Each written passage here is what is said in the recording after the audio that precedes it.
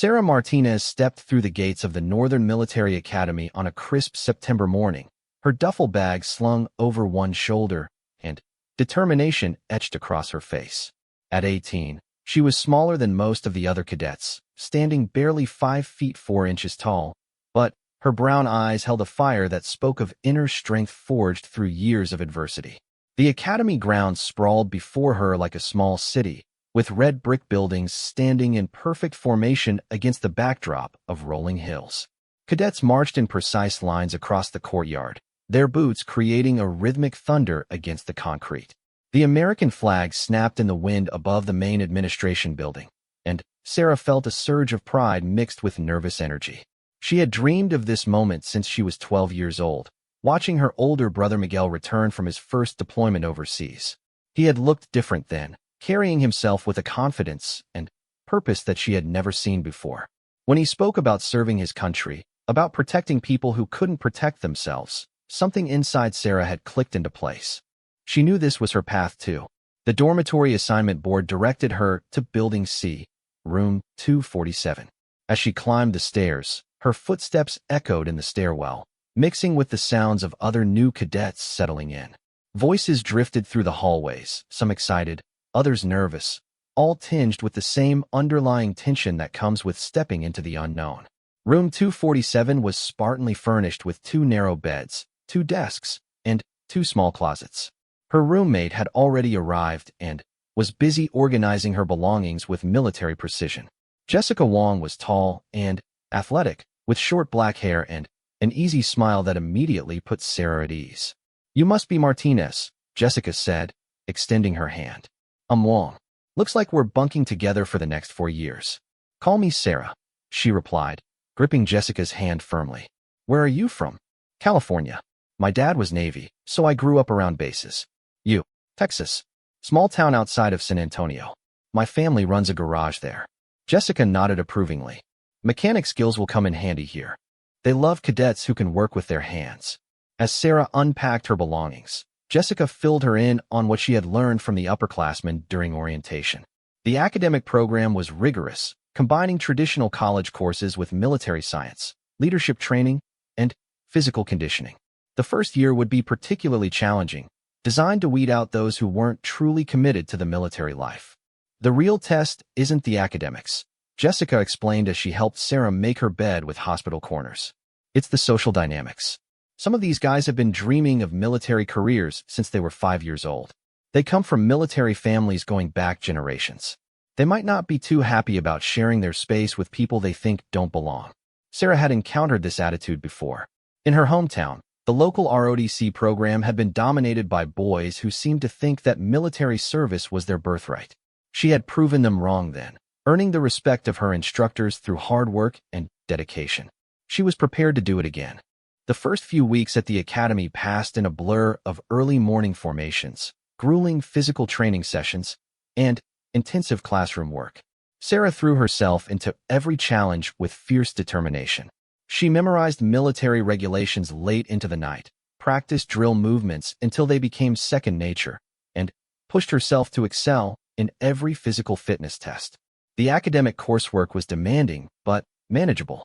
Sarah had always been a strong student, and her analytical mind seemed well suited to subjects like military history and strategic planning. She found herself particularly drawn to leadership theory, fascinated by the study of how great commanders throughout history had motivated and guided their troops. Physical training was more challenging.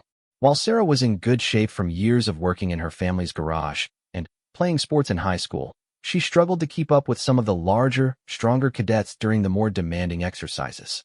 She compensated by working extra hours in the gym, building her strength and endurance through sheer force of will. It was in the locker room after these training sessions that Sarah first encountered the attitudes Jessica had warned her about. The facility was old and poorly designed, with insufficient privacy and a perpetual shortage of hot water.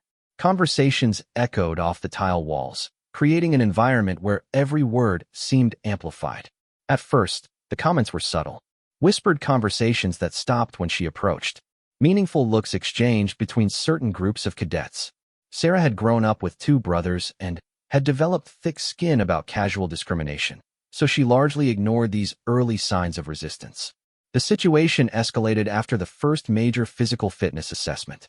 Sarah had performed well overall, but had struggled with the upper body strength components. As she changed out of her sweat-soaked uniform, she overheard a group of male cadets discussing the results.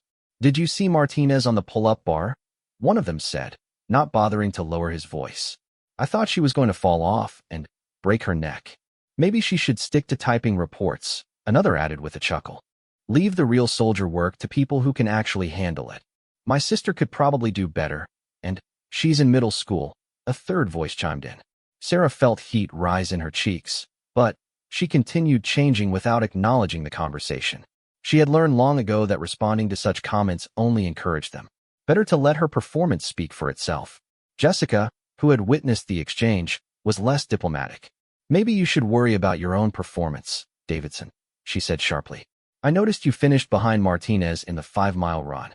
The locker room fell silent for a moment before nervous laughter broke the tension. Sarah appreciated Jessica's loyalty, but she knew that having her roommate fight her battles would only reinforce the perception that she needed protection. As the semester progressed, the comments became more frequent and more pointed. Some cadets seemed to take pleasure in questioning whether women belonged at the academy at all. They would cite statistics about physical strength differences, make jokes about emotional instability, and generally create an atmosphere of hostility that made every day feel like a battle. Sarah's response was to work harder.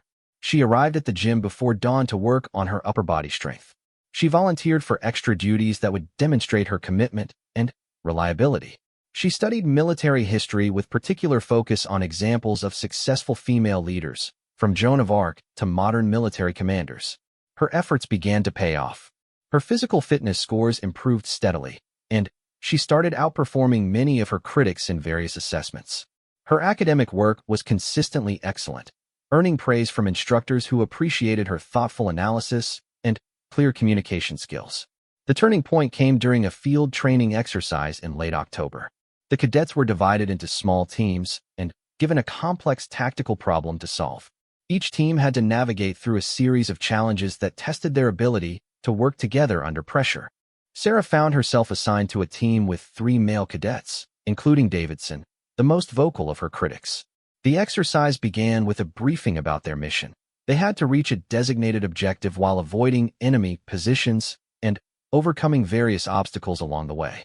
From the beginning, Davidson attempted to take charge of the group, issuing orders and making decisions without consulting the others.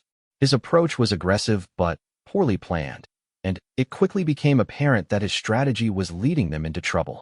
Sarah watched quietly as Davidson led them directly toward a well-defended enemy position that could have been easily avoided with better reconnaissance. When she suggested an alternative route, he dismissed her input without consideration. "Martinez, why don't you just follow orders and let the real soldiers handle the planning?" he said curtly. The team pressed forward with Davidson's plan and promptly walked into an ambush. Within minutes, 2 of their 4 members had been marked as casualties by the exercise referees. Davidson stood in the middle of the simulated battlefield, looking confused and frustrated as his strategy collapsed around him. It was then that Sarah stepped forward. Speaking calmly but authoritatively, she assessed their situation and began issuing clear, logical instructions. She had studied the terrain during their briefing and had identified several alternative approaches that Davidson had overlooked. "Johnson, you take the high ground to our left and provide overwatch," she directed. "Davidson, you're with me. We're going to circle around through that tree line and approach from the blind side." Her plan was elegant in its simplicity and based on sound tactical principles she had learned in class. More importantly, she delivered her instructions with confidence and clarity that left no room for argument. Even Davidson, faced with the failure of his own leadership, found himself following her directions. The team successfully completed their objective, earning praise from the exercise instructors for their ability to adapt and overcome initial setbacks. When asked to identify their team leader for the after-action report, all 3 of her teammates pointed to Sarah without hesitation. That evening in the locker room, the atmosphere was noticeably different.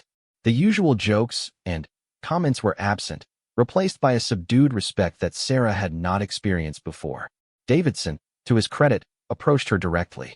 Good work out there today, Martinez, he said quietly. I should have listened to your input from the beginning. Sarah accepted his acknowledgement graciously, understanding that this moment represented more than just an apology. It was a recognition that leadership had nothing to do with gender or physical size, and everything to do with competence, intelligence, and the ability to inspire others to follow. Word of Sarah's performance during the field exercise spread quickly through the academy. Instructors began to take notice of her potential, and she was selected for additional leadership training opportunities. Her confidence grew with each success, and she began to see herself not just as someone trying to prove she belonged, but as a future leader who could make a real difference. The remainder of her first year passed more smoothly. While she still faced occasional challenges and skepticism from some quarters, the overt hostility had largely disappeared. She had earned her place through merit and performance, and most of her fellow cadets had come to respect her abilities. Jessica proved to be not just a good roommate, but a lifelong friend. The two women supported each other through the demanding academic and military training, forming a bond that would sustain them through the challenges ahead. They studied together, trained together, and shared their dreams of future military careers. As the year drew to a close, Sarah reflected on how much she had grown since that first day when she walked through the academy gates. The frightened 18-year-old who had worried about fitting in had been replaced by a confident young woman who understood her own capabilities and was ready to take on greater challenges. Her grades were excellent. Her physical fitness scores had improved dramatically, and she had demonstrated leadership potential that her instructors recognized and encouraged. More importantly, she had proven to herself and others that she belonged in this environment and could succeed on her own merits. The academy had changed her, just as she had hoped it would. She walked with the same confident bearing she had admired in her brother, carried herself with the bearing of someone who understood the responsibility of leadership, and spoke with the authority of someone who had earned the right to be heard. But Sarah understood that this was only the beginning. The academy was just the first step on a much longer journey. The real test would come when she graduated and entered the military as an officer, where the stakes would be higher and the challenges more complex. As she packed her belongings for summer break, Sarah felt ready for whatever came next. She had survived the first year at one of the nation's most demanding military academies, not by changing who she was, but by becoming the best version of herself. The small-town girl from Texas had become a leader, and she was just getting started. Lieutenant Sarah Martinez stood at attention in the sweltering heat of Fort Campbell, Kentucky, as her new commanding officer reviewed the personnel files of the incoming platoon leaders. The summer sun beat down mercilessly on the parade ground, but Sarah maintained her composure, having learned during her 4 years at the academy to endure discomfort without showing weakness.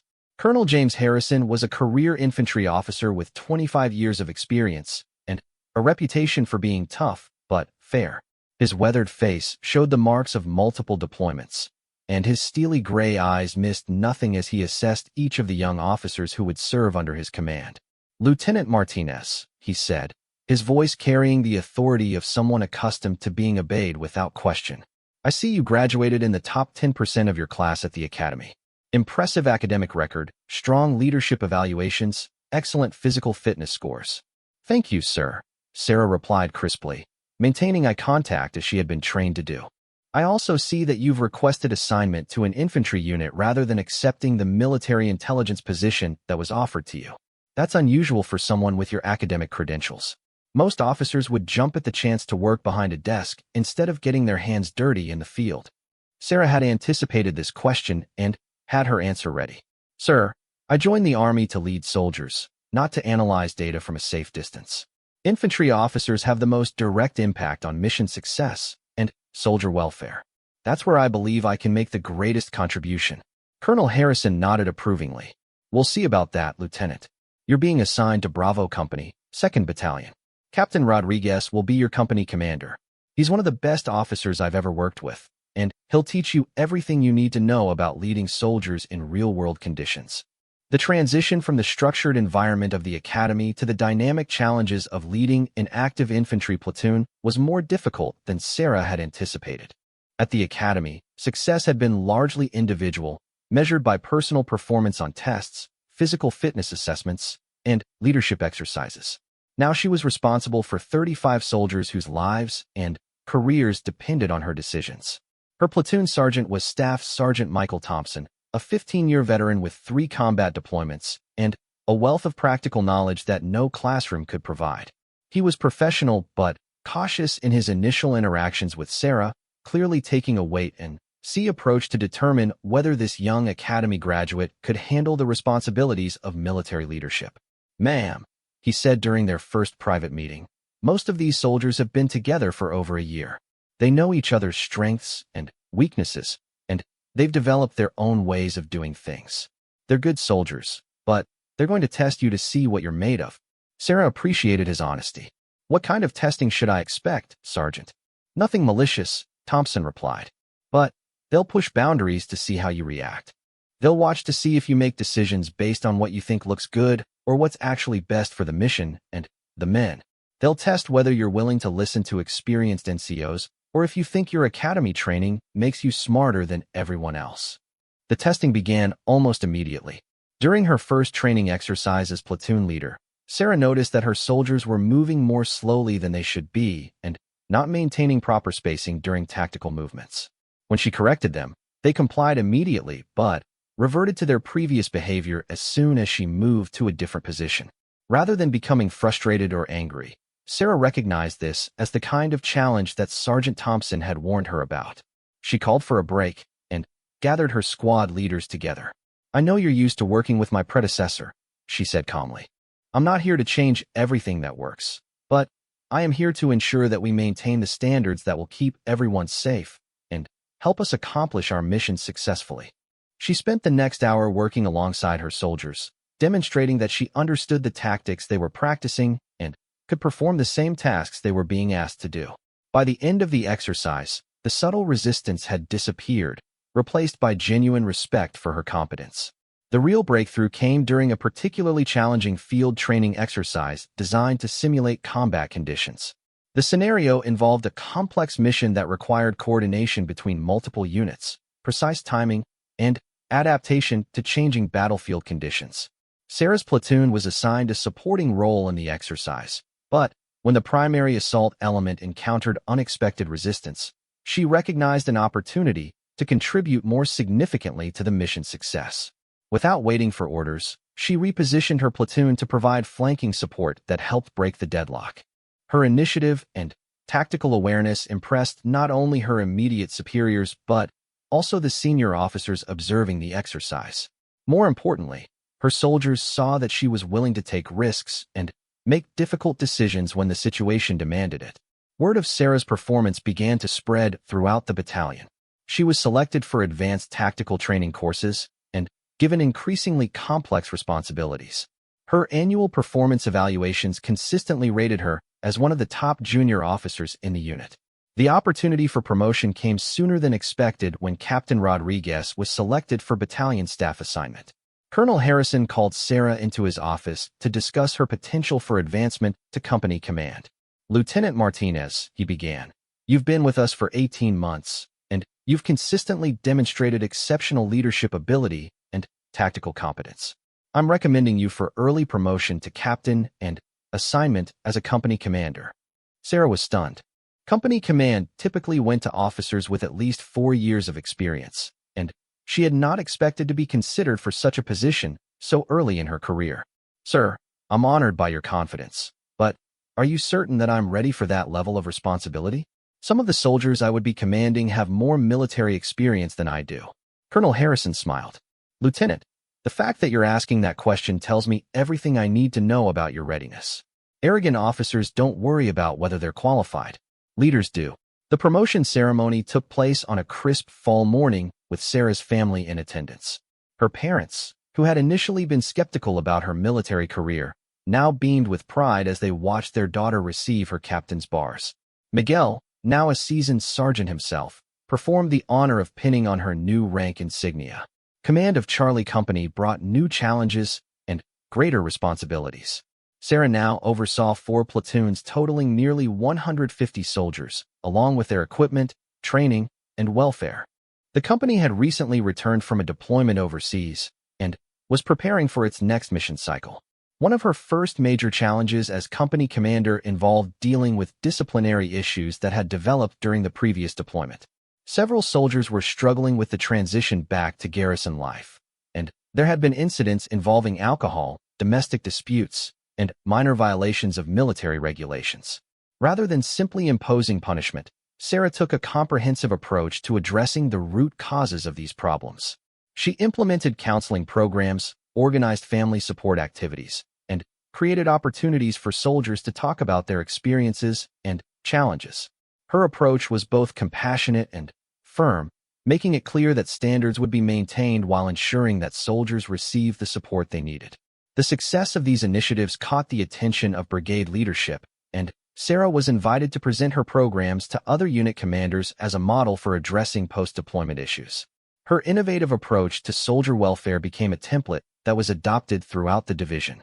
As her reputation grew, Sarah found herself being assigned to increasingly high-profile missions and training exercises. She was selected to attend the Army's Advanced Leadership course earlier than usual and graduated at the top of her class. Her evaluations consistently described her as having unlimited potential for advancement. The ultimate validation of her leadership abilities came during a joint training exercise with Allied military forces. Sarah's company was chosen to represent the American military in a complex scenario involving multiple nations and services. The exercise was designed to test interoperability and leadership at the operational level. The scenario was challenging, a humanitarian crisis requiring rapid response and coordination between military units from different countries with different languages, equipment, and procedures. Sarah found herself effectively commanding not just her own company, but also elements from British, German, and Canadian forces. Her ability to communicate effectively across cultural and linguistic barriers, adapt to different military traditions, and maintain unity of effort among diverse forces impressed observers from all participating nations. The exercise concluded with her company receiving recognition as the outstanding unit, and Sarah personally receiving commendations from senior officers from multiple countries. Following the exercise, Sarah was approached by a general officer who had been observing the training. General Patricia Williams was one of the highest-ranking women in the Army and had a reputation as a mentor to promising junior officers. "Captain Martinez," she said, "I've been watching your career with great interest. You have the potential to achieve senior leadership positions in this Army, but that will require making some difficult choices about your professional development." She explained that Sarah's next assignment would be crucial in determining her long-term career trajectory. She could continue in traditional command roles, which would provide valuable experience, but might limit her exposure to the strategic thinking required for senior leadership. Alternatively, she could accept assignment to advanced educational programs and staff positions that would broaden her knowledge but take her away from troops. After careful consideration, Sarah chose a path that combined both approaches. She accepted assignment to the Army's Command and General Staff College, where she would spend a year studying advanced military theory and strategic planning, followed by assignment to a brigade staff position that would give her experience at the operational level. The year at Staff College was intellectually demanding, but rewarding. Sarah studied military history, international relations, resource management, and strategic planning alongside fellow officers from all branches of the military and several allied nations. She wrote papers on topics ranging from counterinsurgency operations to humanitarian assistance, developing expertise in areas that would be crucial for senior leadership positions. Her thesis project focused on gender integration in combat units, drawing on her own experiences and extensive research to develop recommendations for military policy. The paper was so well received that it was published in a professional military journal and cited by senior leaders working on personnel policy issues. Upon graduation, Sarah was assigned as the operations officer for a brigade preparing for overseas deployment. The position gave her responsibility for planning and coordinating training for over 3,000 soldiers and their equipment, a massive logistical and organizational challenge that tested every aspect of her military education and experience. The deployment itself proved to be the defining experience of Sarah's military career up to that point. Operating in a complex political and security environment, she was responsible for coordinating missions ranging from traditional combat operations to humanitarian assistance and civil affairs projects. Her ability to adapt to changing conditions and manage multiple competing priorities earned recognition from both military and civilian leadership. She worked directly with State Department officials, United Nations representatives, and local government leaders, developing skills in diplomacy and international relations that complemented her military expertise. During one particularly challenging period, Sarah was temporarily assigned as acting battalion commander when her superior was injured in an accident. For 6 weeks, she commanded over 800 soldiers in active combat operations, making decisions that affected not only military operations but also civilian populations and international relations. Her performance in this role was extraordinary. She successfully managed complex operations while maintaining soldier morale and unit effectiveness. Most importantly, she brought all of her soldiers home safely, a responsibility that weighed heavily on her throughout the deployment. The deployment concluded with Sarah receiving the Bronze Star Medal for her exceptional performance in a combat zone. More significantly, she had proven her ability to command at the battalion level and handle the most demanding challenges that military service could present. Upon returning from deployment, Sarah was promoted to major ahead of her peers and selected for assignment to the Pentagon, where she would work on force structure and personnel policy issues at the highest levels of military leadership. The assignment represented recognition of her potential for senior leadership and would give her the strategic perspective necessary for future advancement. As she prepared to leave her brigade and move to Washington, Sarah reflected on the journey that had brought her from a small town in Texas to the corridors of power in the nation's capital. The young woman who had once worried about fitting in at the academy had become a proven leader capable of commanding at the highest levels. But she understood that this was still only the middle of her story. The experiences and recognition she had gained were preparation for even greater challenges ahead. The military was changing, and leaders like her would be responsible for guiding that transformation while maintaining the effectiveness and traditions that made the American military the most capable in the world. Brigadier General Sarah Martinez walked through the entrance of Fort Liberty, North Carolina, her 4-star insignia catching the morning sunlight as she made her way to assume command of the 82nd Airborne Division. 20 years had passed since she first stepped foot in a military academy, and the journey had transformed her from an uncertain teenager into one of the Army's most respected senior leaders. The division she was about to command consisted of over 19,000 soldiers, making her responsible for more personnel than lived in her entire hometown back in Texas. It was a responsibility that would have seemed impossible during those early days when fellow cadets questioned whether she belonged in uniform at all. Her aide-de-camp, Captain James Sullivan, briefed her on the ceremony schedule as they walked toward the headquarters building. The change of command ceremony would be attended by senior military officials, government representatives, and family members of soldiers throughout the division. "Ma'am, the Secretary of the Army will be conducting the ceremony," Sullivan informed her. "There will also be representatives from the Joint Chiefs of Staff, several foreign military attaches, and approximately 5,000 division personnel in attendance." Sarah nodded, her mind already focusing on the speech she would deliver to introduce herself to the soldiers she would now lead. She had spent weeks crafting remarks that would establish her leadership philosophy while acknowledging the proud traditions of the 82nd Airborne. The ceremony took place on the division's main parade field under a brilliant blue sky. Thousands of paratroopers stood in perfect formation, their maroon berets creating a sea of color that stretched across the field. The division's colors fluttered in the breeze, bearing battle streamers from conflicts dating back to World War II. As Sarah stepped forward to address the division for the first time as their commanding general, she thought briefly about that 18-year-old girl who had once been ridiculed in academy locker rooms. The path from there to here had been neither straight nor easy, but every challenge had prepared her for this moment. "Soldiers of the 82nd Airborne Division," she began, her voice carrying clearly across the parade field. "I stand before you today deeply honored to assume command of America's Guard of Honor. This division has a proud tradition of being first to fight, anywhere in the world, at any time." She spoke about the division's history, its role in maintaining global security, and her commitment to ensuring that every soldier under her command was prepared for the challenges they might face. But, more importantly, she spoke about her leadership philosophy based on mutual respect, professional excellence, and unwavering dedication to the soldiers' welfare.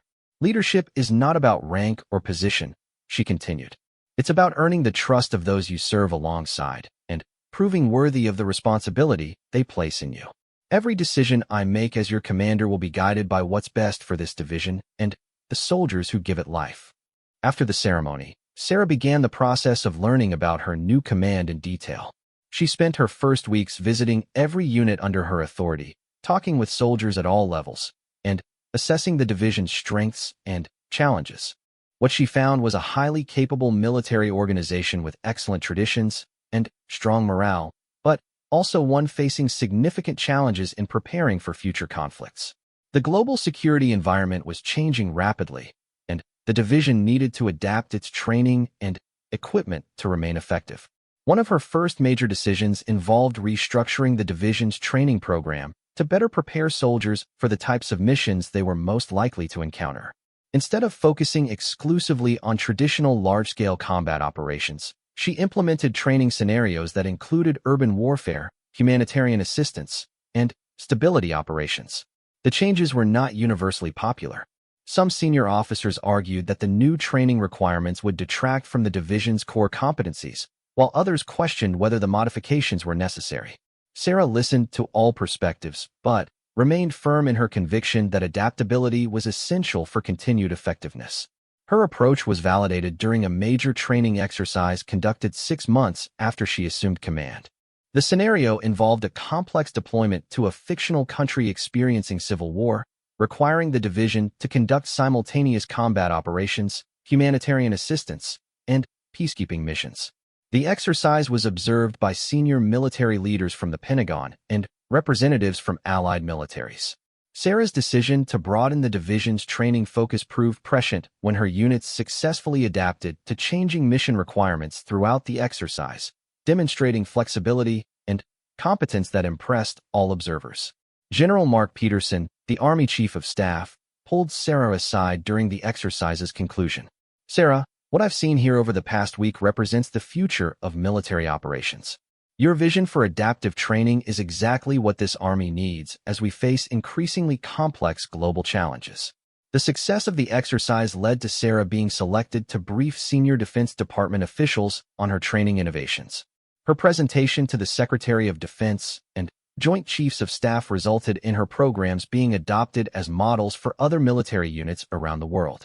But Sarah's most significant challenge as division commander came when the 82nd was selected for an emergency deployment to provide disaster relief following a devastating earthquake in a strategically important allied nation.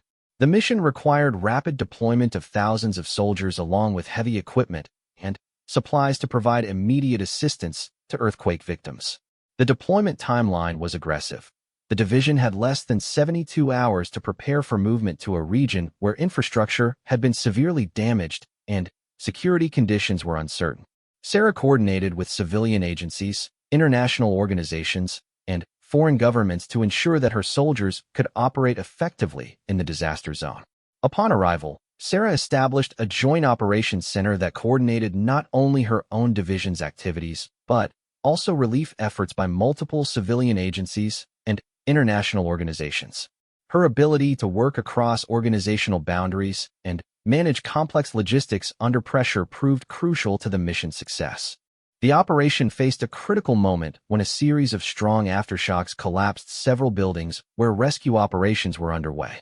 Sarah had to make rapid decisions about resource allocation and risk management while coordinating with local authorities who were overwhelmed by the scale of the disaster. Her decision to commit additional engineering assets to search and rescue operations, despite the risks to her soldiers, resulted in saving dozens of lives and demonstrated the humanitarian mission's importance alongside traditional military objectives. The images of American soldiers pulling survivors from rubble were broadcast around the world, generating positive international attention for both the mission and American military capabilities. Throughout the deployment, Sarah maintained direct communication with Pentagon leadership and State Department officials, providing situation reports and recommendations that influenced broader U.S. policy toward the affected region. Her ability to see beyond immediate tactical requirements to strategic implications marked her as a leader ready for even greater responsibilities. The disaster relief mission lasted 4 months and concluded with significant improvements to the affected region's infrastructure and stability. Sarah's division received commendation from the President of the United States, and she personally received recognition from multiple foreign governments for her leadership during the crisis. Upon returning from deployment, Sarah was informed that she had been selected for promotion to Lieutenant General and assignment as the Deputy Chief of Staff for Personnel at the Pentagon. The position would make her responsible for personnel policies affecting over 1 million active duty soldiers, as well as National Guard and Reserve forces. The assignment represented the culmination of her military career's strategic phase. Working directly with the Army's senior leadership, she would help shape the future of military personnel management, including policies on recruitment, training, promotion, and retention. One of her first major initiatives in this role involved developing comprehensive policies for integrating women into combat roles that had previously been closed to them. Drawing on her own experiences and extensive research, Sarah helped create implementation guidelines that ensured equal opportunity while maintaining military effectiveness. The policy development process was complex and sometimes contentious, involving extensive consultation with commanders, legal experts, and policy analysts. Sarah's credibility as a combat veteran and successful commander gave her unique authority to address concerns and objections from various constituencies.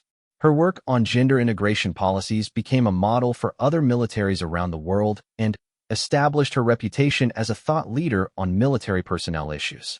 She was invited to speak at conferences, publish articles in professional journals, and consult with allied nations developing their own integration policies. But perhaps the most meaningful moment of this phase of her career came during a visit to the Northern Military Academy, where she had begun her military journey decades earlier. She was invited to speak to the current class of cadets about leadership and career development. As she walked through the academy grounds, Sarah was struck by how much had changed since her own cadet days. The student body was more diverse, the facilities were modernized, and the curriculum had evolved to address contemporary challenges. But the fundamental mission remained the same: developing leaders of character who could serve their nation with distinction. Standing before an audience of cadets in the same auditorium where she had once listened to senior officers speak about military service, Sarah reflected on the journey that had brought her to this point. She spoke about the importance of perseverance in the face of challenges, the value of continuous learning and adaptation, and the responsibility that comes with military leadership. After her formal presentation, Sarah held a question-and-answer session with the cadets. One young woman asked about the challenges of being a female officer in what was still a predominantly male profession. "The most important thing to remember," Sarah replied, "is that respect is earned through competence and character, not granted because of rank or position. Focus on becoming the best officer you can be, and don't let anyone else's limitations become your own." Another cadet asked about the keys to successful military leadership. Sarah's response drew on 2 decades of experience leading soldiers in peace and war.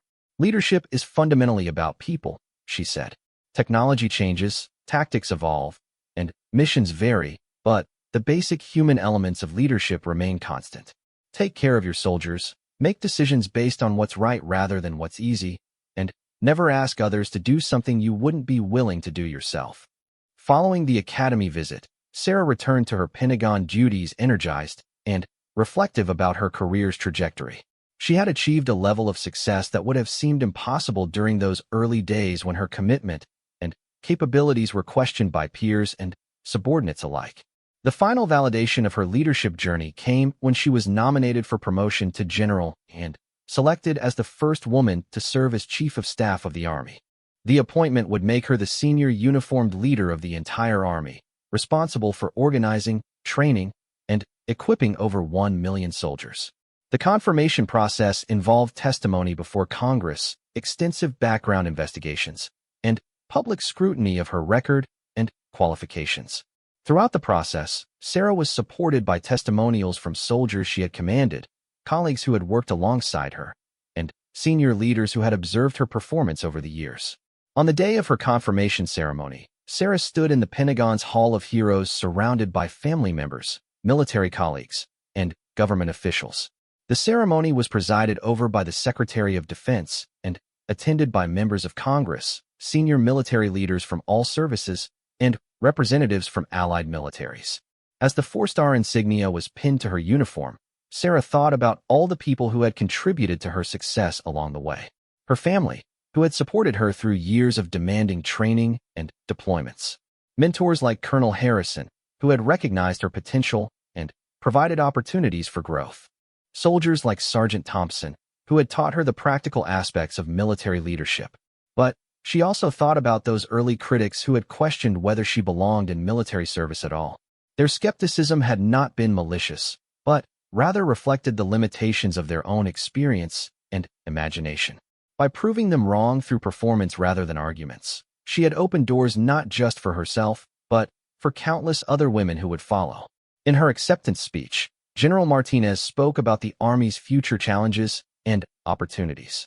She outlined her vision for continued adaptation and modernization while maintaining the values and traditions that made the American military effective. She spoke about the importance of developing leaders at all levels and ensuring that every soldier had the opportunity to reach their full potential. The Army I have been privileged to serve has given me opportunities that seemed impossible when I was a young cadet, she concluded. My commitment as your Chief of Staff is to ensure that future generations of soldiers have even greater opportunities to serve their nation and achieve their dreams. As the ceremony concluded and General Martinez began her tenure as the Army's senior leader, she reflected on the complete transformation of her relationship with those who had once doubted her abilities. The locker room conversations that had once been filled with skepticism about her capabilities were now replaced by briefings from subordinates seeking her guidance and approval. The journey from Academy Cadet to Chief of Staff had taken over 2 decades and involved countless challenges, setbacks, and triumphs. Through it all, Sarah had remained focused on the fundamental principles that had guided her from the beginning: excellence in performance, dedication to mission accomplishment, and unwavering commitment to the welfare of soldiers under her command. She had not just broken barriers, but had redefined what was possible for military leadership in the 21st century. Her success was measured not just in personal achievements, but in the opportunities created for others and the positive changes implemented throughout the military. The small-town girl from Texas had become one of the most powerful and respected leaders in American government, proving that determination and competence could overcome any obstacle.